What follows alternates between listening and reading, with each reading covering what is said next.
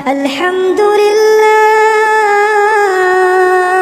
Assalamualaikum Saudara Paul William, sangat senang kamu bisa bersama kami di sini. Waalaikumsalam. Terima kasih banyak. Senang sekali bisa hadir. Terima kasih. Aku ingin mulai dengan siapa Paul Williams, bisa tolong ceritakan singkat tentang dirimu? Oh, wow. Singkat ya. Aku lahir di Essex, wilayah di sebelah timur London beberapa tahun lalu. Saat ini aku membuat konten-konten di blog teologi menelaah tentang agama-agama Ibrahim, yakni Yahudi, Islam, dan Kristen, dari perspektif yang lebih ilmiah dan akademik.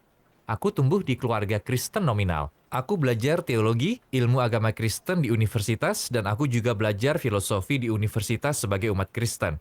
Pada akhirnya aku memeluk Islam, alhamdulillah. Dan sekarang aku ada di sini. Sebelum masuk Islam, bagaimana kehidupan beragamamu dulu? Apa yang kamu yakini? Di usia awal 20-an aku menjadi Kristen yang terlahir kembali. Ketika dewasa aku sama sekali bukan Kristen nominal. Aku sangat serius dengan agamaku. Dan suatu hari aku pernah merasakan pengalaman spiritual yang mendorongku mencari jalan spiritual, dan aku memilih Kristen, karena itu agama yang ada di keluargaku, Kristen nominal. Aku menjadi umat Kristen dan pergi ke gereja. Evangelis, aku selalu ke gereja dan meyakini jika Yesus adalah Tuhan. Aku meyakini Trinitas dan Inkarnasi, dan membaca Alkitab dengan tekun. Ini berlangsung selama beberapa tahun. Tapi sebelum Kristen, kamu seorang ateis? Ya, betul. Sebelum Kristen, aku seorang ateis saat masih remaja. Lalu di awal usia 20-an, aku ingat suatu pagi. Minggu pagi, aku pulang mengendarai sepeda dari pesta semalaman di London. Dan aku lihat sebuah gereja yang indah di Islington, tidak jauh dari sini. Lalu aku tertarik hanya ingin masuk ke dalam karena penasaran. Aku melihat-lihat dan duduk di belakang. Dan tiba-tiba aku merasakan suatu kekuatan besar yang aku rasakan sebagai cinta. Sangat kuat menerpa diriku. Namun aku tidak mau menerimanya. Aku seperti tidak terima kasih. Dan aku tahu kalau aku tetap di sana, aku akan hancur. Terasa terlalu kuat. Jadi aku pergi. Aku tidak menganggapnya sebagai Yesus atau semacamnya. Yang kurasa hanya wow. Lalu aku datang lagi seminggu kemudian. Berharap bisa merasakannya lagi. Namun tidak terjadi apa-apa. Tapi aku artikan ini sebagai pengalaman spiritual dan mendorongku untuk memulai perjalanan spiritual. Dan karena latar belakangku Kristen nominal, aku putuskan untuk pergi ke gereja. Aku sama sekali tidak tahu tentang Islam. Lalu akhirnya, aku menjadi Kristen. Aku menyadari ada beberapa masalah saat aku mulai membaca Alkitab. Tapi hanya itu yang aku tahu. Tapi pada akhirnya, aku mengetahui Islam atau Tuhan menuntunku ke Islam. Memberikan solusi terhadap permasalahan yang aku rasakan sebagai Kristen. Jadi aku pindah agama. Jadi apa permasalahan yang kamu temukan di Kristen dan di Alkitab sehingga kamu berpindah masuk Islam?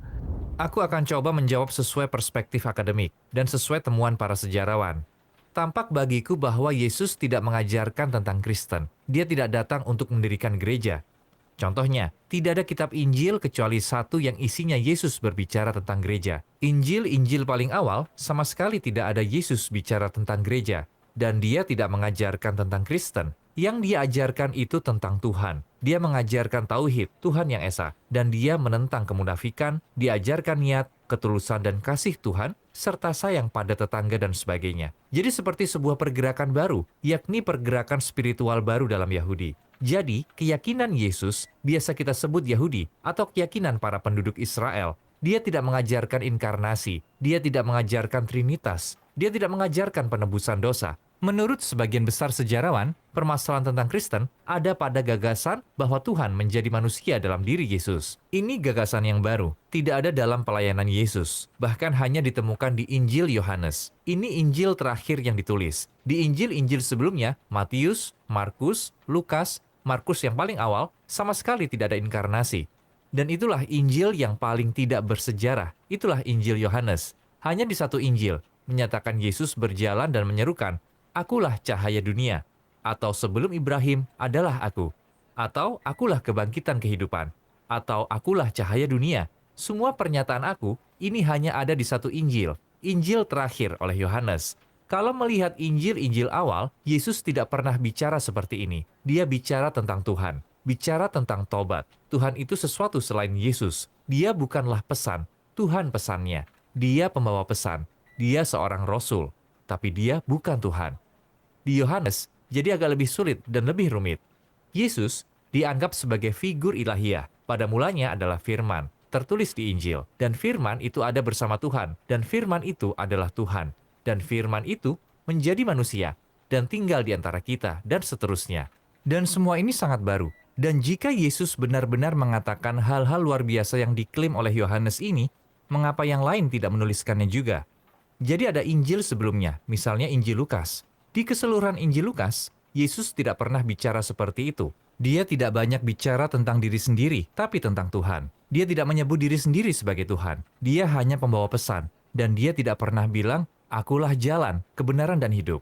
Namun sayangnya, Injil Yohanes dipakai oleh Kristen lebih dari Injil-Injil lainnya untuk berkhotbah. Misalnya, seorang evangelis Amerika yang aku lihat di London beberapa tahun lalu. Dia bilang, Yesus berkata, "Akulah cahaya dunia." Namun para cendekiawan darinya bilang, tidak, dia mungkin tidak bilang begitu. Itu bukan fakta sejarah. Jadi semua ini skandal. Penganut Kristen umumnya tidak tahu apa yang dikatakan cendekiawan mereka tentang ini. Ini mengkhawatirkan. Karena bagaimana bisa kamu yakin jika ternyata isinya kisah-kisah karangan? Ada kisah-kisah karangan dalam Injil-Injil itu. Ini bisa menggoyahkan keyakinanmu. Dan jika Yesus tidak mengajarkan Trinitas, dan dia tidak meyakini dirinya sebagai putra Tuhan, menurutku itu berbahaya bagi Kristen. Tapi bukan itu masalahnya. Melainkan misalnya, Yesus asli berdasarkan sejarah atau keabsahan Injil-Injil, dan bukan didasarkan pada skeptisisme, tapi berdasarkan apa buktinya. Dan seringkali buktinya tidak ada untuk keabsahan mereka. Dan itulah masalahnya. Ketika kamu menemukan ketidaksesuaian dalam Kristen, aku ingin tahu pendapatmu tentang Islam. Apakah dulu kamu berprasangka buruk? Tentu saja aku, sebagai seorang Kristen, aku fobia Islam. Setelah kejadian 9/11, takut terhadap Muslim dan lain-lain. Namun aku putuskan untuk mencari tahu sendiri kebenaran tentang Islam dengan cara berbicara langsung dengan para Muslim. Aku sama sekali tidak kenal orang Islam. Jadi aku berkunjung ke masjid lokal, Masjid Taman Regent, dan berdiskusi dengan para Muslim di sana. Aku membaca Al-Quran dalam bahasa Inggris, dan aku temukan Islam yang sesungguhnya. Dan itu membuatku terkejut karena membuatku terbuka dengan cara yang tepat memahami tentang Tuhan dibandingkan sebagai Kristen. Aku tidak tahu ada cara lain. Aku tidak tahu kalau Islam juga menghargai Yesus dan ibunya. Sebuah surat dalam Al-Quran diberi nama Maryam atau Mary dalam bahasa Inggris. Seperti itulah kira-kira bagiku. Apa jawaban lain yang kamu temukan dalam Islam yang tidak bisa kamu temukan dalam Kristen? Bisa kamu ceritakan pada kami? Beberapa jawaban dari pertanyaan mendalam yang masih membuat bingung para ahli agama Kristen atau uskup agung. Contohnya, persoalan penderitaan, persoalan kejahatan di dunia. Umat Kristen memiliki gagasan bahwa Tuhan amat sangat penyayang. Lalu kamu pikir, lalu kenapa orang mati karena penyakit? Bagaimana dengan bencana alam? Aku sebenarnya pernah mendengar Uskup Agung Canterbury Justin Welby berbicara tentang ini, dan dia tidak punya jawabannya. Aku merasa kecewa karena kalau saja aku tidak keberatan kalau dia ambil dari Al-Quran. Maksudku, ada jawabannya dalam Islam. Jawaban sesungguhnya tentang inti hidup kita di dunia dan sifat-sifat Tuhan, bahwa kehidupan itu hanyalah ujian, dan akhirat lalu ganjarannya. Banyak sekali jawaban, tapi Kristen tidak memakai penjelasan ini. Maksudku, aku tidak keberatan jika mereka pinjam saja, ya kan? Lalu kemudian pertanyaan lainnya tentang persoalan siapa itu Yesus. Siapa Yesus menurut cendekiawan barat? Dia pikir dia seorang rasul. Oke, baiklah, itulah yang diajarkan Al-Quran. Apalagi, dia pikir dia seorang Al-Masih. Al-Quran mengajarkan seperti itu. Dia tidak merasa dirinya sebagai Tuhan. Al-Quran mengajarkan seperti itu. Dia tidak mengajarkan Trinitas. Dia tidak mengajarkan inkarnasi. Dia tidak mengajarkan. Dia tidak mendirikan gereja sebenarnya menurut para sejarawan. Dan para Muslim tidak meyakini dia mendirikan gereja Katolik. Jadi ada kesesuaian yang luar biasa antara pendapat cendekiawan barat terbaru tentang Yesus dan yang dikatakan Al-Quran tentang Yesus. Dan menurutku, ini suatu keajaiban Al-Quran yang jarang dibicarakan. Jika kita bicara keajaiban Al-Quran, tentu ada banyak sekali. Dan bagiku, ini salah satunya. Bukti apa lagi yang bisa kamu jelaskan yang bisa menyangkal keyakinan inti agama Kristen? Mari kita bahas penebusan dosa dulu, dan akan aku berikan satu versi tentang bagaimana umat Kristen memahaminya. Banyak umat Kristen yang bilang Yesus adalah Tuhan, ya kan? Dan dia meninggal demi dosa-dosamu. Aku pikir, menarik sekali. Artinya, kamu bilang bahwa Tuhan mati demi dosa-dosaku. Masalahnya, menurut Alkitab tertulis Tuhan itu abadi. Namun kamu meyakini bahwa Yesus mati demi dosa-dosaku. Mereka bilang, oh, wow, oke, Tuhan tidak mati. Yang meninggal adalah manusia. Yesus manusia mati demi dosa-dosamu. Ah, menarik. Jadi menurutmu, kamu mempercayai pengorbanan manusia. Dan itulah cara untuk berdamai dengan Tuhan. Itulah penebusan dosa.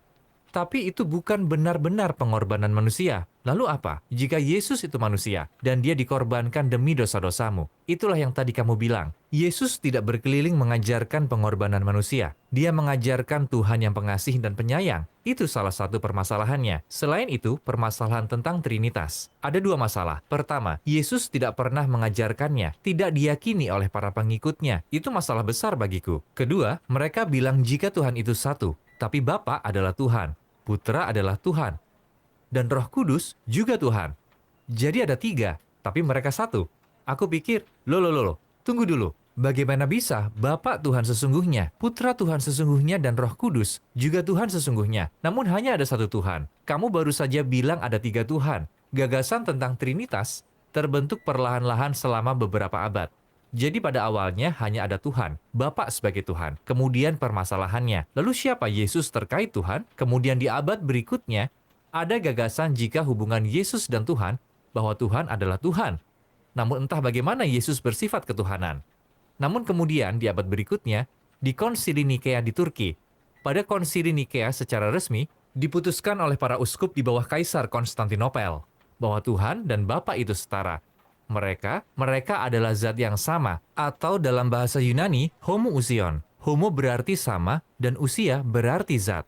Jadi Putra dan Bapa adalah zat yang sama. Dengan kata lain, Yesus adalah Tuhan. Banyak orang berpendapat Nikea tentang Trinitas, tapi bukan. Konsili Nikea tidak menyebutkan Trinitas. Itu terbentuk sesudahnya di Konsili Kalsedon dan Konstantinopel. Di Nikea, mereka membahas tentang hubungan antara Putra dan Bapa, dan satu-satunya ayat Trinitas di Alkitab, karena ada satu dan itu palsu. Itu ditambahkan kemudian, dan kita tahu ini, pada 1 Yohanes 5-7. Jika kamu melihat di Alkitab modern, sebagian besar Alkitab modern sudah menghilangkannya. Isinya, ada tiga yang menjadi saksi di surga, Bapa, Firman, dan Roh. Artinya, Bapa, Putra, dan Roh Kudus. Tapi ini ayat karangan yang semua orang sekarang setuju, kecuali para fundamentalis, bahwa ayat ini ditambahkan ke Alkitab. Jika ayat Trinitas itu dihilangkan, seperti yang dilakukan semua cendekiawan, tidak ada di Alkitab yang bicara tentang Trinitas. Kamu bilang para penulis Injil Matius, Markus, Lukas, dan Yohanes. Siapa mereka? Apakah ada catatan sejarah tentang mereka atau mereka hanya anonim? Benar sekali. Keempat penulis Injil itu anonim. Contohnya Injil Matius, yang pertama di Perjanjian Baru, buku pertama dalam Perjanjian Baru, tidak pernah dikatakan ditulis oleh siapa. Umat Kristen yang aku tanya menentangnya. Jadi aku bilang, oke, tunjukkan padaku. Berikan aku ayat di Alkitab manapun yang tertulis nama orang yang menulisnya. Oh, ya, tentu saja. Ya, dikatakan di Injil Yohanes. Baiklah, aku tunggu. Ini Alkitabmu. Tunjukkan padaku ada di mana. Lalu aku tunggu. Biasanya aku memberikan waktu 2 menit, karena aku juga punya aktivitas lain, ya kan? Dan aku selalu tahu, seperti permainan catur, mereka akan datang lagi dan bilang, dan mereka mengalihkan pembicaraan. Mereka mengalihkan pembicaraan karena tidak ada dalam Yohanes nama orang yang menulisnya. Memang tidak ada di sana, tapi mereka yakin, karena seperti itulah yang diajarkan. Meskipun sistem keyakinan dan naskah yang tak berdasar, mengapa masih banyak orang yang masih meyakini agama Kristen? Sederhana saja, karena mereka tidak tahu ada permasalahan seperti ini. Banyak umat Kristen yang berpendidikan. Mereka mungkin sarjana kimia, akuntansi, ilmu media, dan lain-lain. Mereka tidak bodoh, tidak sama sekali. Tapi cara para gereja mengajarkan tentang agama, mereka tidak mengajari untuk memahami naskah kitab mereka sendiri. Para pendeta, pastor, dan uskup yang mengajarkan atau berkhotbah sudah dilatih di universitas. Mereka tahu Injil Yohanes yang paling tak bersejarah di antara 4 Injil. Mereka tahu itu karena mereka sudah belajar tentang itu. Tapi bagaimana mungkin orang gereja tidak tahu? Banyak penyebabnya. Bart Ehrman, seorang akademisi Amerika, telah membicarakan tentang ini. Beberapa uskup tidak mau kehilangan pekerjaan. Mereka tidak mau mengajarkan umatnya, oh iya, Alkitab kita tidak seperti yang kalian pikirkan, atau mereka tidak ingin umat Kristen kecewa. Mereka tidak ingin mengganggu, atau mungkin mereka tidak tahu cara menyampaikannya, atau mereka hanya melarikan diri. Tapi apapun alasannya, mereka tidak melakukannya, biasanya tidak sama sekali. Jadi bagiku, ini skandal dalam Kristen. Atau mereka memang tahu, namun mereka berpura-pura seperti yang aku lakukan sebagai Kristen sudah sejak lama. Seperti kamu yakin, tapi masih ada keraguan besar. Lalu kamu abaikan saja, dan terus melanjutkan hidup. Jika ajaran Kristen tidak benar, lalu mengapa ada beberapa umat Kristen yang merasa damai saat mereka serius mengamalkan keyakinannya?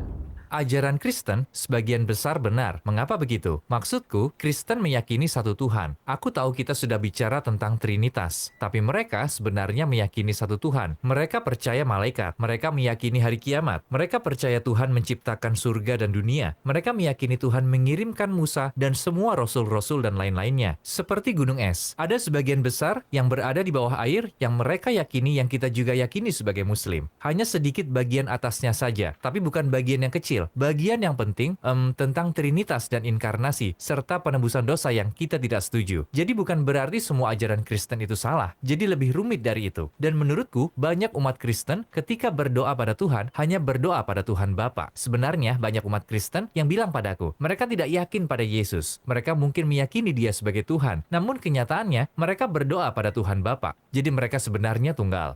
Maksudku, mereka meyakini Tuhan itu satu dibandingkan Yesus. Mereka berperilaku seringkali seperti orang-orang yang mengamalkan ajaran Islam. Jadi menurutku, banyak dari mereka yang merasakan kedamaian.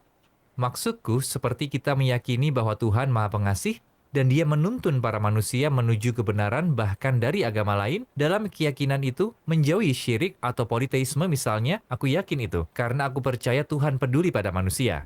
Dalam Al-Quran kita tahu Yesus alaihi salam memberikan kabar baik tentang Rasul sallallahu alaihi wasallam yang terakhir. Saat kamu membaca Alkitab, apakah kamu pernah menemukan informasi seperti ini?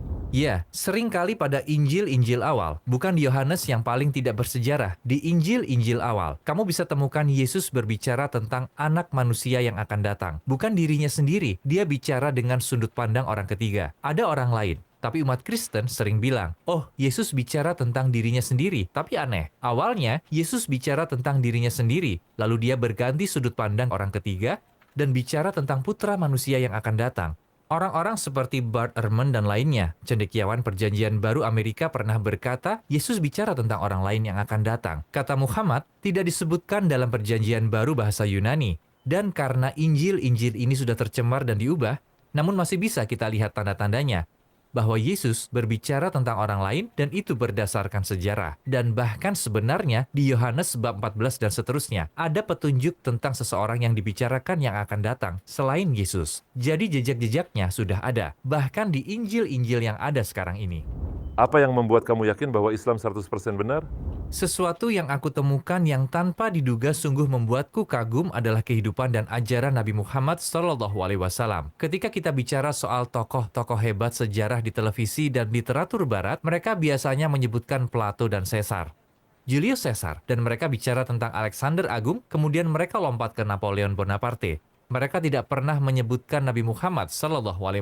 Mereka tak pernah menyebut beliau. Lalu aku pikir, ini luar biasa. Beliau berasal dari wilayah yang sama seperti Yesus, Musa, namun beliau diabaikan. Dan jika kita perhatikan kehidupan beliau yang sudah diperiksa, bukan legenda belaka. Kita tahu beliau benar-benar nyata. Seorang manusia luar biasa. Tentang beliau, ajaran beliau terasa sangat mirip dengan yang aku baca di Injil-Injil.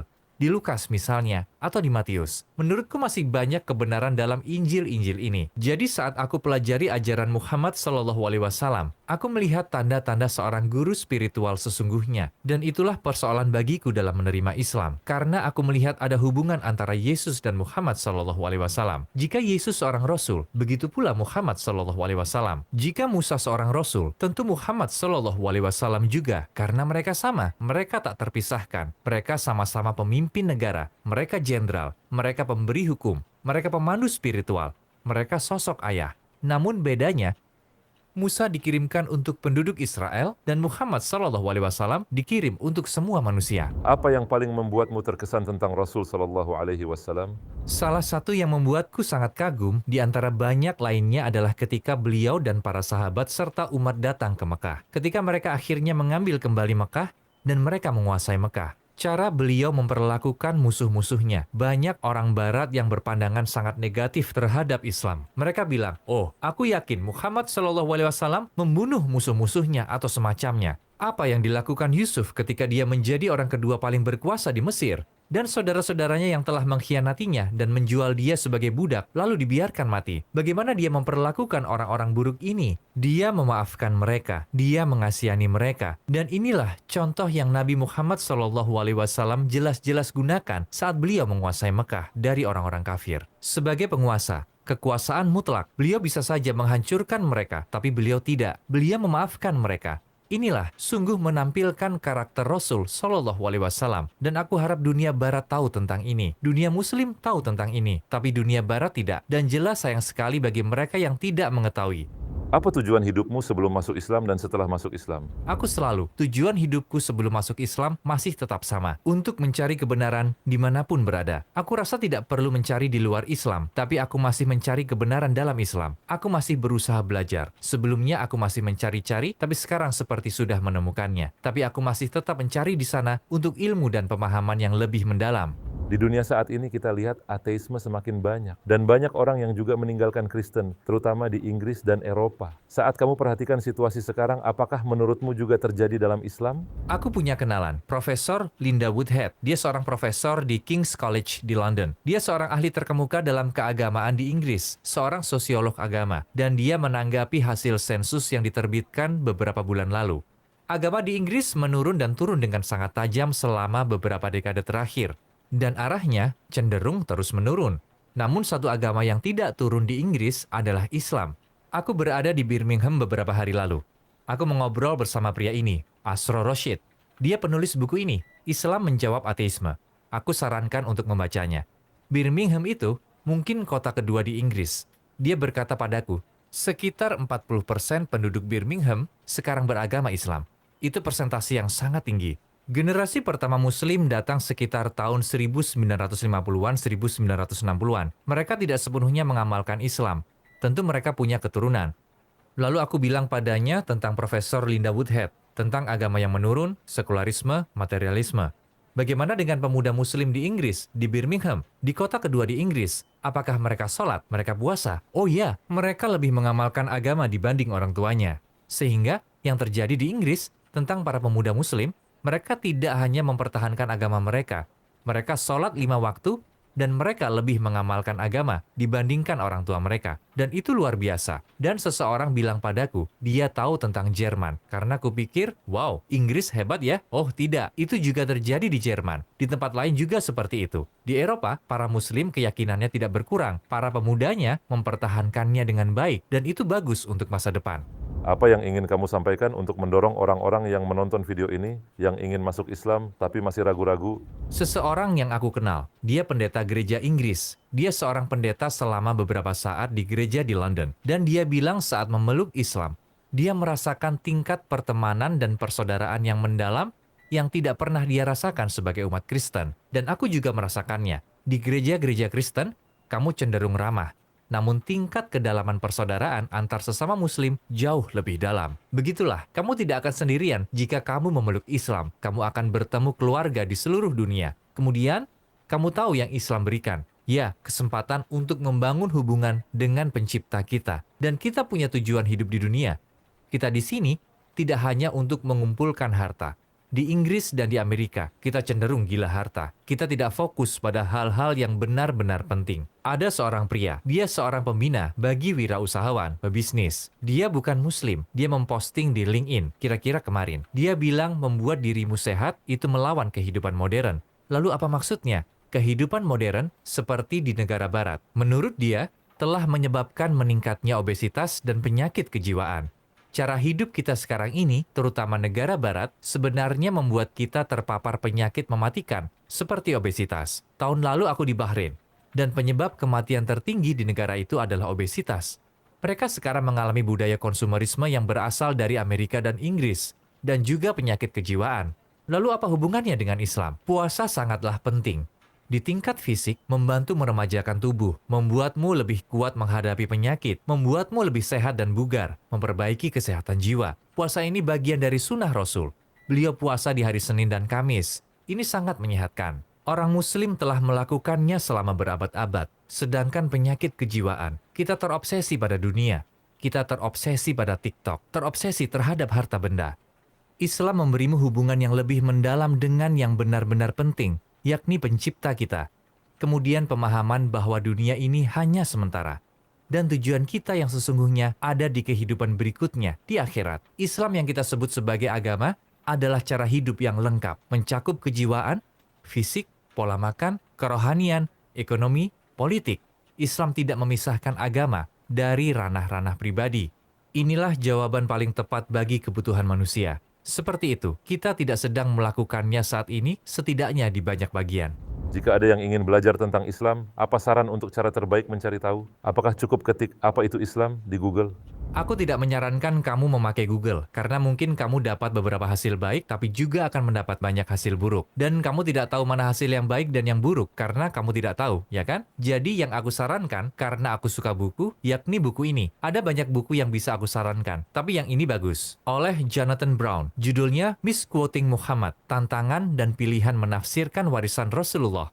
Ini pembukaan yang bagus untuk mengenal Islam, Al-Quran apakah asli, sejarah dan kehidupan Rasul Shallallahu Alaihi Wasallam, hadis, bagaimana kita mengartikan Al-Quran, 4 mazhab, semua ada di sini. Terakhir, apa yang ingin kamu katakan pada umat Kristen yang sedang menonton sekarang? Aku ingin bilang, Yesus kalau kamu perhatikan di Injil, tidak mengatakan jika dia itu Tuhan. Dalam Injil, dia mengajarkan tentang Tuhan. Tuhan itu sesuatu yang lain selain Yesus. Yesus sendiri yang bilang dalam Injil, seorang pria mendatangi Yesus dan berkata, "Guru yang baik, apa yang harus aku lakukan untuk mendapat hidup abadi?" Yesus bilang, menurut Markus, "Mengapa kamu panggil aku baik?